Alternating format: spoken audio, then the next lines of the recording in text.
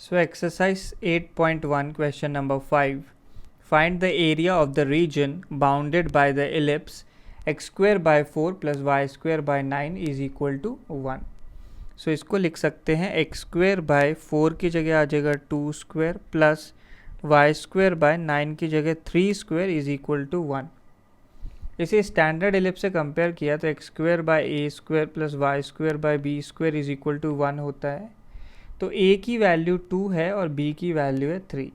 So clearly b जो है a से बड़ा है, यानी एक वर्टिकल एलिप्स आने वाली है. सो वर्टिकल एलिप्स कुछ इस तरीके से बन जाएगी. सो वर्टिकल एलिप्स है. सो जो x एक्सिस के एंड पॉइंट्स हैं वो a,0 और -a,0 होता है. तो पहला आ जाएगा 2,0 और लेफ्ट साइड में आ जाएगा -2,0. अपर पॉइंट्स हमारे पास बनेंगे तो 0,b या 0,3 और लोअर वाला हो जाएगा 0,-3. सो यहाँ पे हमें इस एलिप्स का एरिया निकालना है. तो क्लियरली ये एलिप्स 4 इक्वल पार्ट्स में डिवाइडेड है, 4 अलग अलग क्वाड्रेंट्स में. So this ellipse is symmetrical about x and y axis.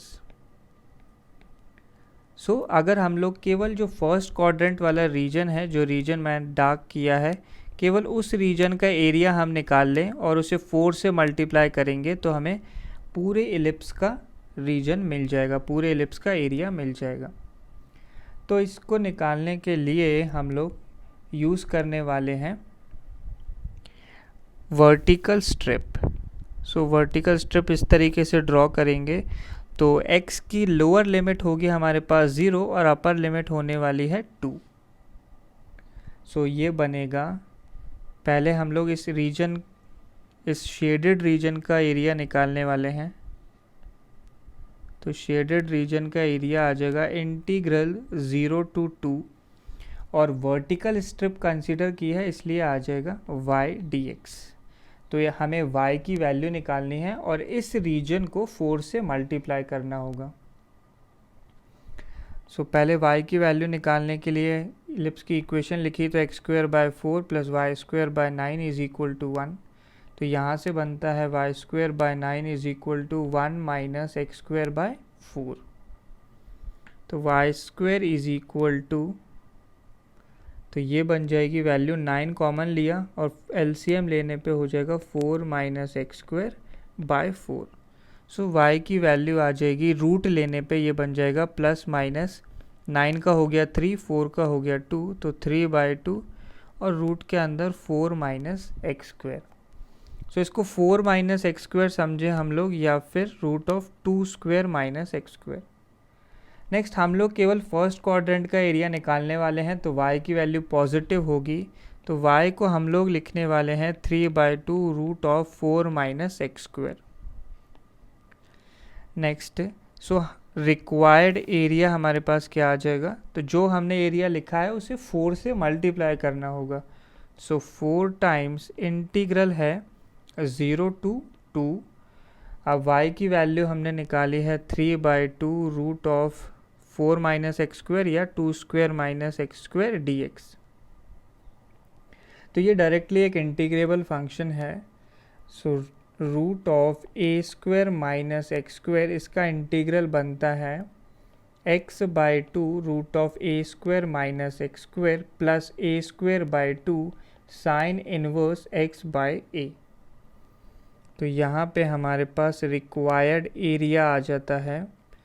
सो ये जो वैल्यू है 3/2 वो कांस्टेंट है तो हम बाहर ले लेंगे तो 4 इंटू 3/2 बन जाएगा. तो वैल्यू हो जाएगी 6. So 6 into integral 0 to 2 root of 2 square minus x square dx है.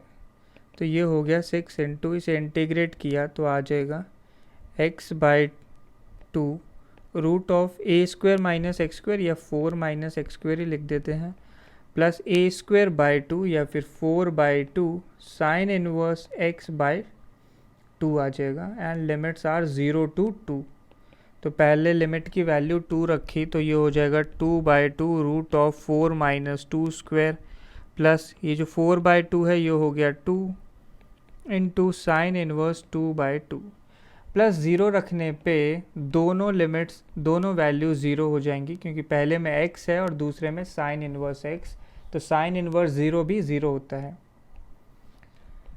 और ये रूट वाला टर्म हमारे पास बना है ये 4 माइनस 2 स्क्वायर, तो ये वैल्यू भी हो गई 0। तो ये बनता है 6 इंटू 2 बन जाएगा 12 इंटू साइन इनवर्स 2/2, तो साइन इनवर्स 1।